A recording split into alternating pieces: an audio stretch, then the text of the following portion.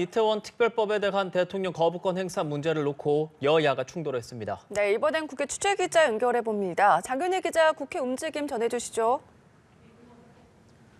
네, 국회입니다. 정부는 오전 국무회의를 열고 이른바 이태원 특별법에 대한 대통령 거부권 행사를 건의했는데요. 국민의힘은 거부권 자체에 대한 평가보다는 여야 간 재협상 필요성에 방점을 뒀습니다. 국회에서 기자들과 만난 윤재욱 원내대표의 발언 보시겠습니다.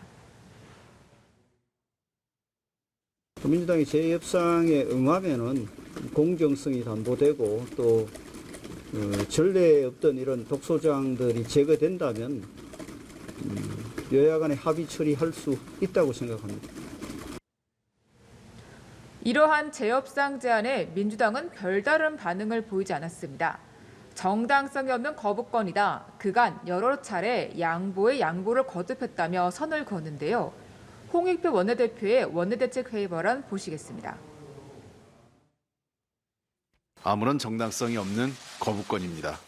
정부는 특조위 구성 등이 독소조항이라고 주장하는데 국회를 통과한 법안은 정부 여당의 입장을 충분히 반영한 국회의장의 중재안이었습니다. 민주당 원내대표단은 오후 이태원 참사 희생자 분향소를 찾아 유가족을 면담했습니다. 용산 대통령실 앞에서 규탄 대회를 여는 방안도 검토 중입니다. 여야 관계가 급속도로 얼어붙으면서 모레 예정된 본회의에도 빨간불이 켜지는 모습입니다.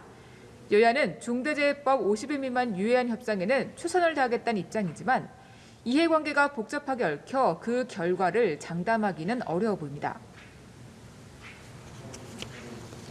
네, 국회의원 총선거까지 이제 70일 남았습니다. 여야 모두 공천 전국이 한창이라고요. 관련 내용 전해주시죠. 네, 먼저 국민의힘 공천관리위원회는 잠시 뒤 여의도 중앙당사에서 3차 회의를 엽니다. 회의에서 공천 심사 일정을 세부적으로 논의할 예정인데요. 공천 감점 기준에 대한 이의제기 사례도 구체적으로 검토할 것으로 알려졌습니다. 한동훈 비상대책위원장은 출근길에 기자들과 만나 이기기 위한 공천을 강조했습니다.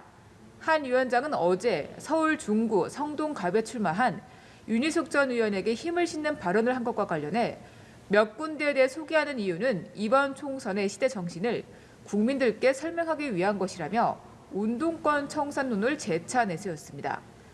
민주당 공관위는 후보 접수, 지역구 평판 조사 등을 포함한 현장 실사까지 모두 마친 상태입니다. 내일부터 일요일까지 면접에 들어가는데요.